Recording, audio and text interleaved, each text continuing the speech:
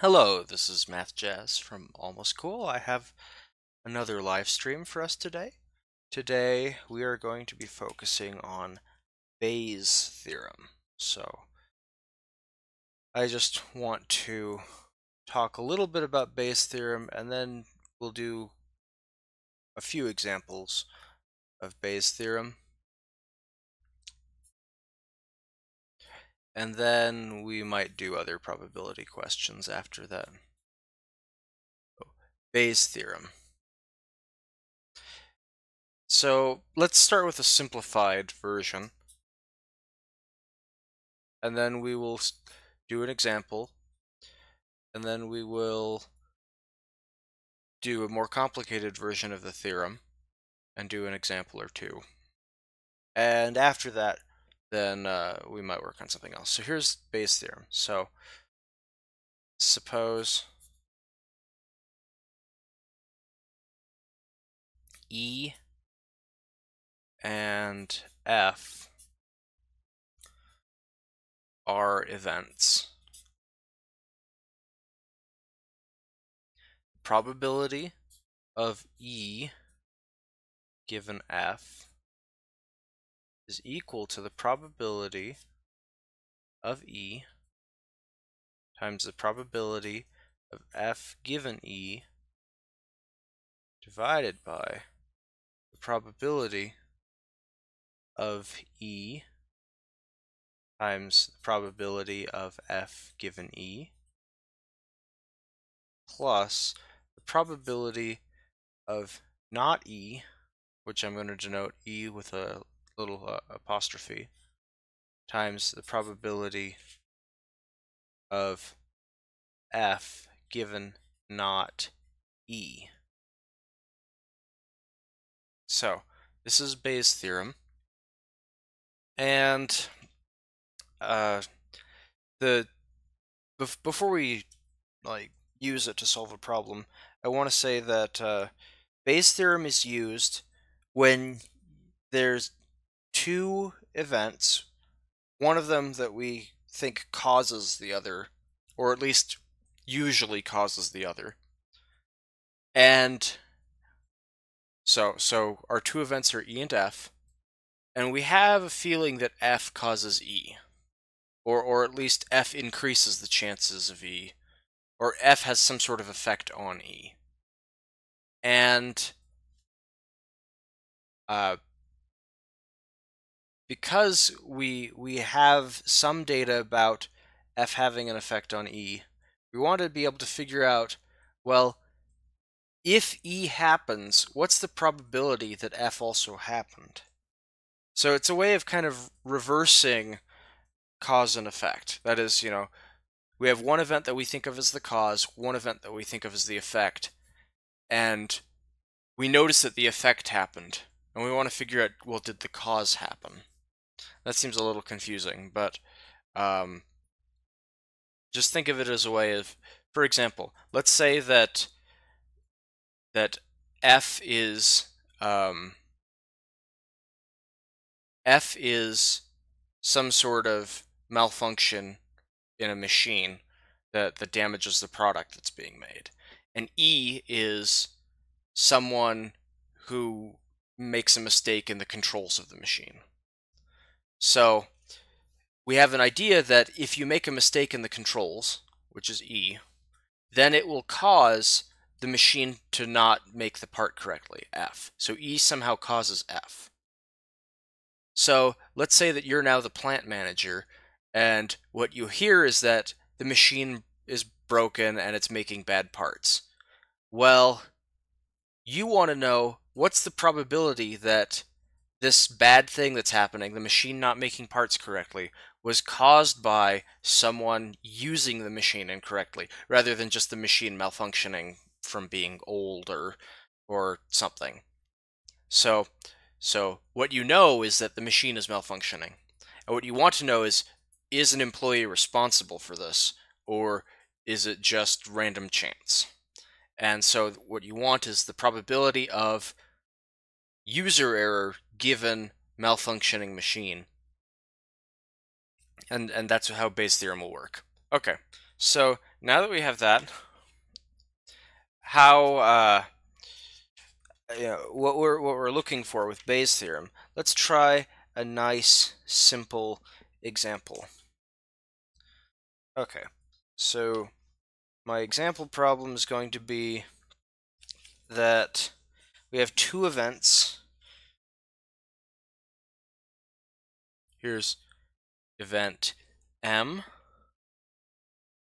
and event N. And what I know is that the probability of M equals 0.4. The probability of N given M is equal to 0.3. And the probability of N given not M is equal to 0.4. What we want, given this information, is we want the probability of M given N. And we do this by plugging into our formula for Bayes' theorem. So, the probability of M given N is equal to probability of M, so that's going to be 0.4, times the probability of N given M, which is 0.3, over the probability of M times the probability of N given M, plus the probability of not M. The probability of M is 0.4. The probability of not M is 0.6 because the probability of something and not something has to add up to 1. So that's the probability of not M times the probability of N given not M, which is 0.4. So here is our fraction with everything plugged in. This gives us that the probability we are looking for, which is M given N, is equal to 0.12 on top over 0.12 plus 0.24 on the bottom, which is equal to 0.12 over 0.36, which is equal to 1/3. So there's about a 33% chance that if N happens, then M also happens. Okay.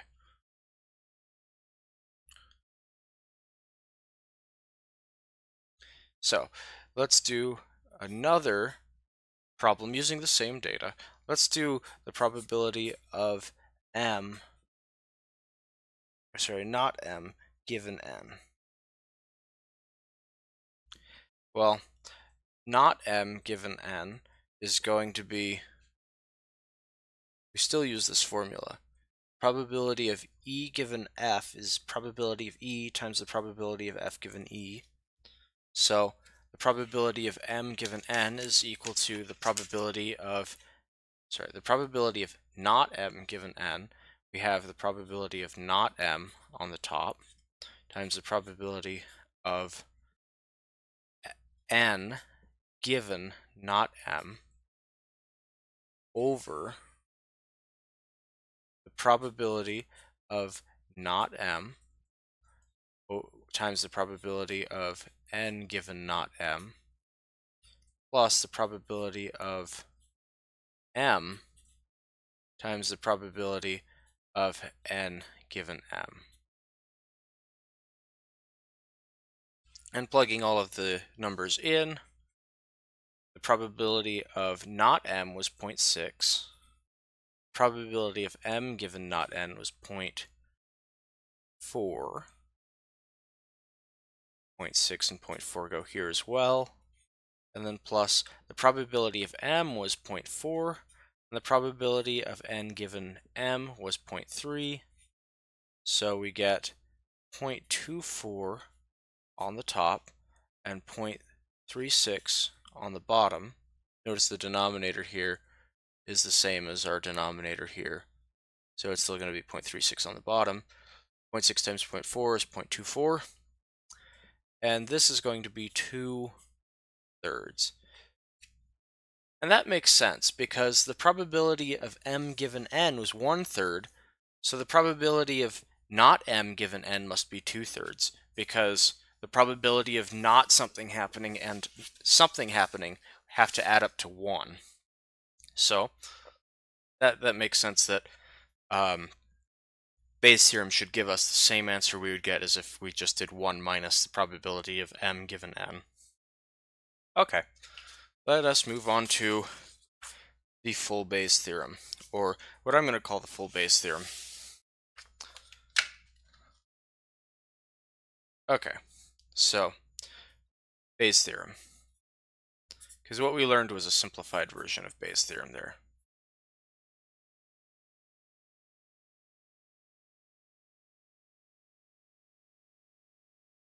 So the probability of E given F is equal to the probability of E times the probability of F given E. There we go. We actually need a little bit more notation than this. The probability of F1 is equal to the probability of E times the probability of F1 given E over the probability of E times the probability of F1 given E plus the probability of E times the probability of F2 given E, and so on. Up to the last one will be the probability of, I did this backwards.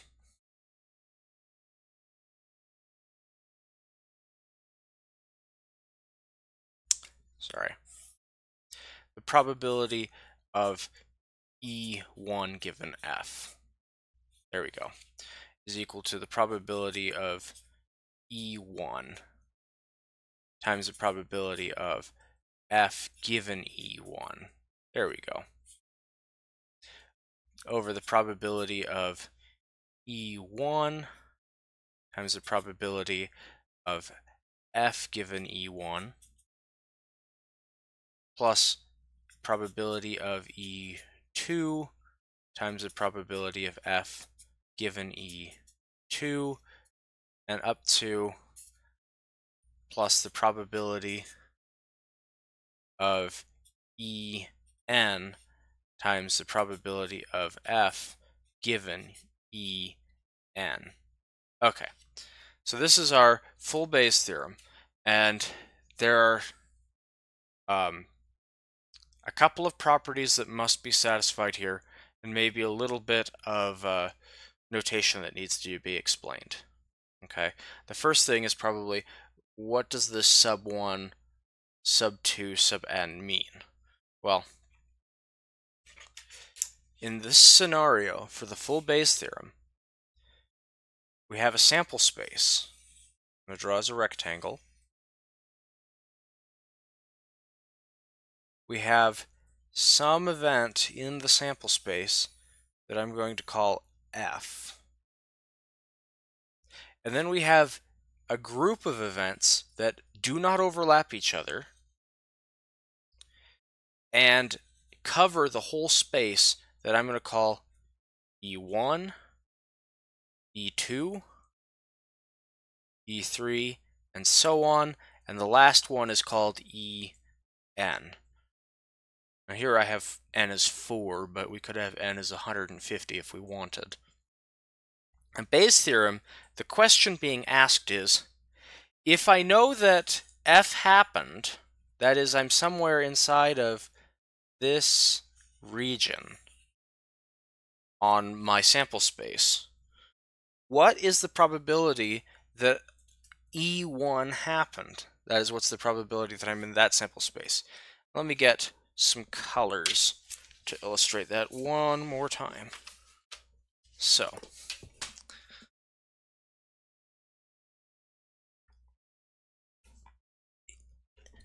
great. So, the question is, if I know that the red event happened, if I know that what occurred is in F, in the red region, what is the probability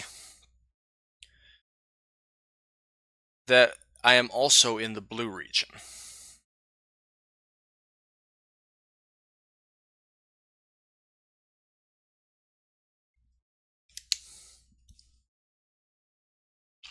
You're wondering, well, why did I need to have so many disjoint events?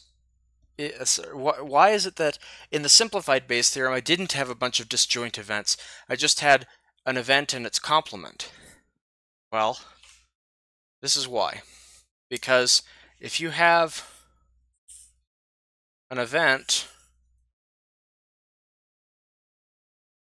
and its complement, they are disjoint. There's no overlap between an event and its complement. And what's more is that they cover the entire sample space. Every point of the sample space is either in the event or in the complement. So we get the same question. If F happens, so if I'm in the red region, what is the probability that I am also in the blue region?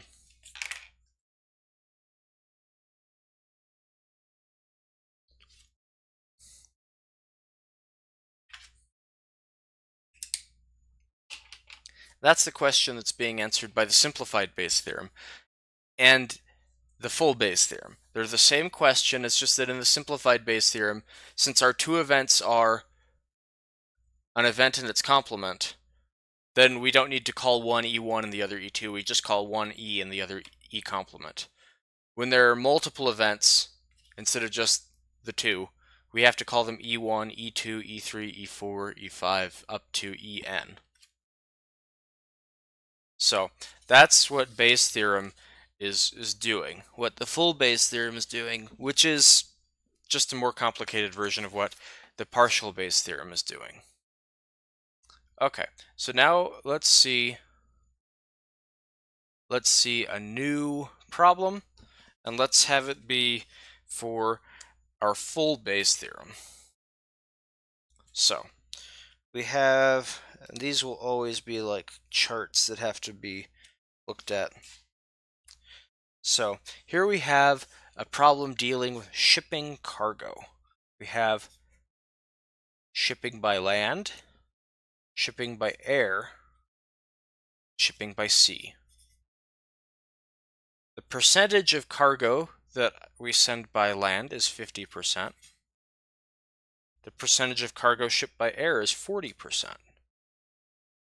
And the percentage of cargo shipped by sea is 10%. The percent of land cargo that gets damaged is 2%.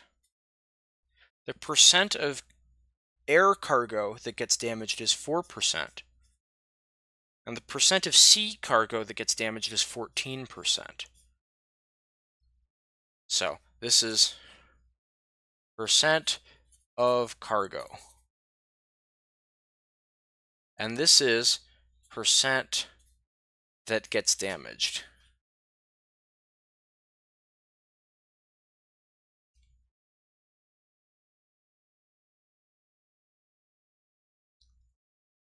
So here's our chart. What we want to know is what is the percentage of cargo that, like, if we have a damaged package, what's the percent chance that it was shipped by sea? Okay, so this is the probability of C given damaged.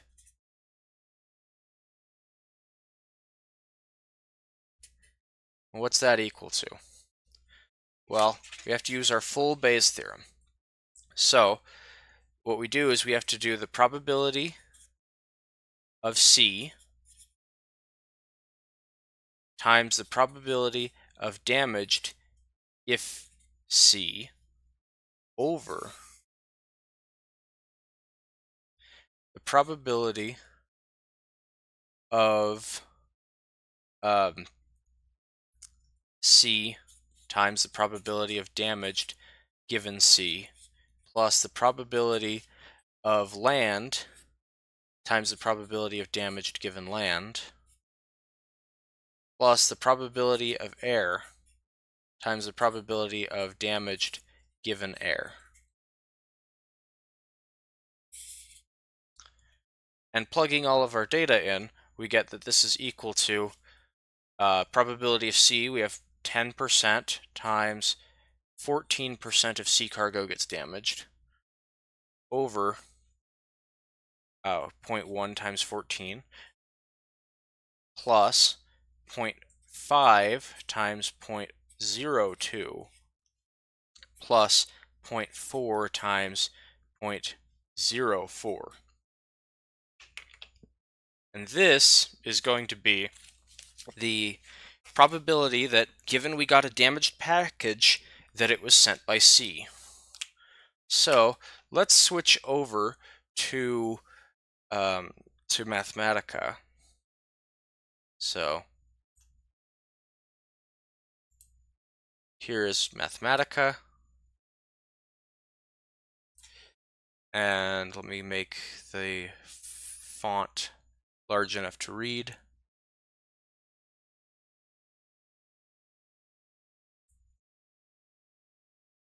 There we go.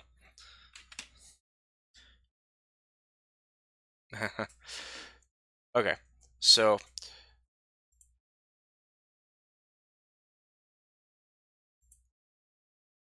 we want to do 0.1 times 0.14 divided by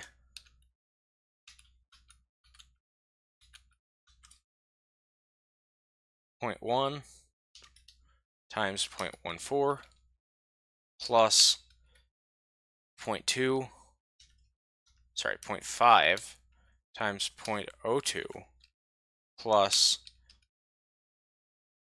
0.4 times 0.04.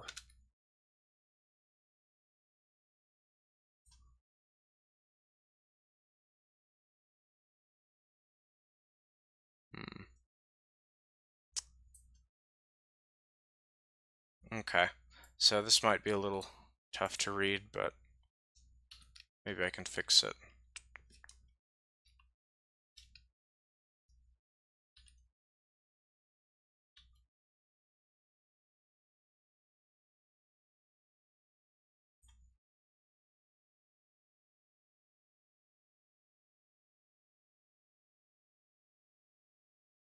There we go.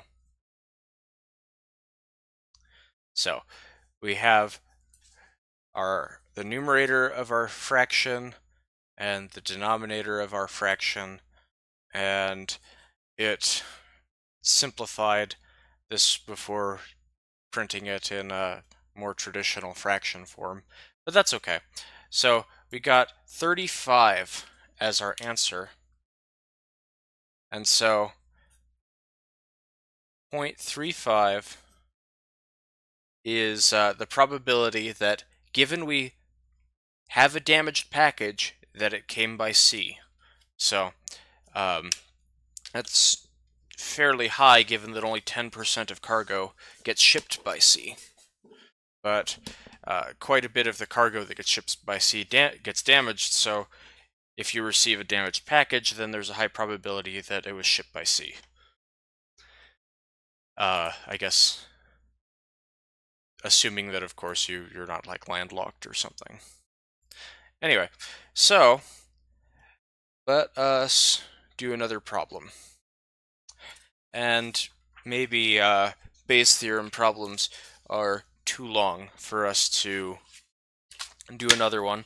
So let's just do another probability problem. So let's calculate the probability of drawing, let's say, a royal flush in a 5-card deck. Okay, so probability of a royal flush.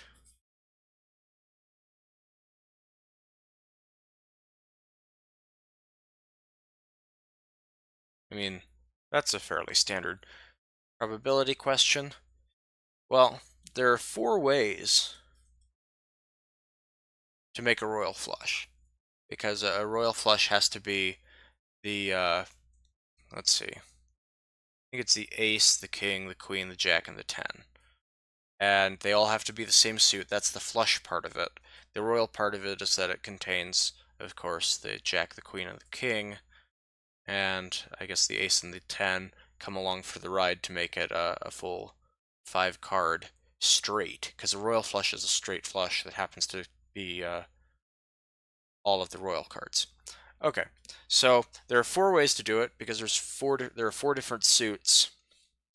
And we have to figure out, well, how many total ways are there to draw 5 cards out of a deck? Okay, so the ways to draw 5 cards out of a deck are a combination. So we have 52 choose 5 is the number of 5-card hands that are possible.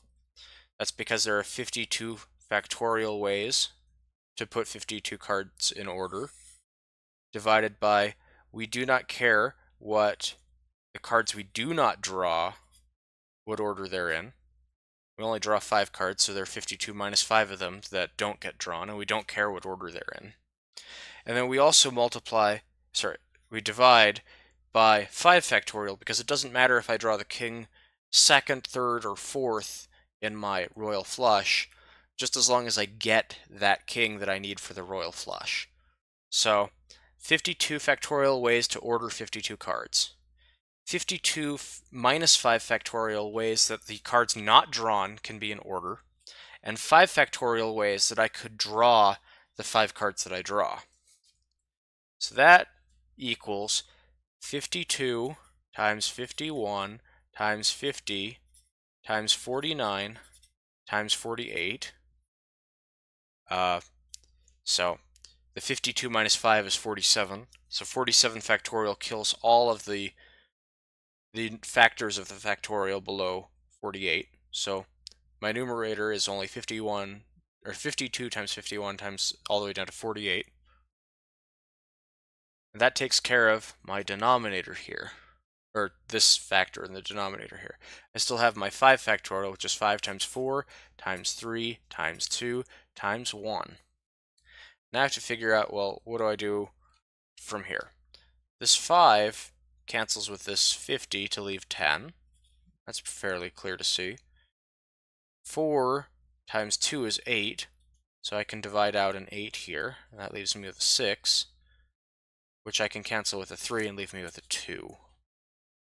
So the number of 5-card hands I can get is 52 times 51 times 10 times 49 times 2, which, if we go back to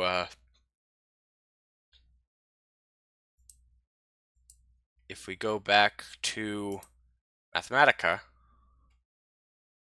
I can find my Mathematica window. Here we go. So what we want is 52 times 51 times 10 times 49 times 2.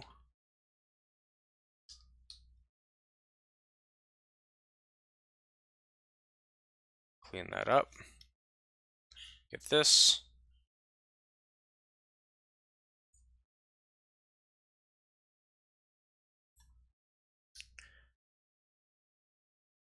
We execute, we get a large number well, a small number because it was in a small font, but now it's a large number. It's equal to 2,598,960. So that's our denominator. Our numerator we said was 4. So let us take 4 and divide it by the denominator of our fraction. And this is a small number as well, like so. 1 over 649,740. But I'm maybe not satisfied with this. Actually, I am. I actually really like having fractions rather than decimals. But if I wanted a decimal, then I could convert to a decimal. This is an incredibly small fraction, both in magnitude and font size. So let's make this bigger. We have 1.539 times 10 to the negative 6.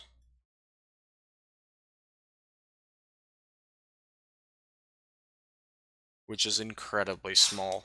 It is very unlikely that you will draw 5 cards and get a royal flush. And with that, that is the end of our problems for today.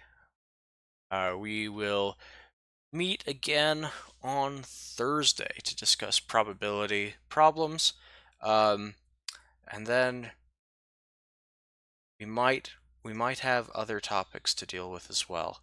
But we will definitely do some more probability problems on Thursday. So, see you then. Have a great time, YouTube land. I hope you're enjoying learning some math. And if you have your problems, please send them to my website, which is right here on the screen. Please send them to send them to my email address, mathjazz9@gmail.com, and I will answer them on Thursday. Bye.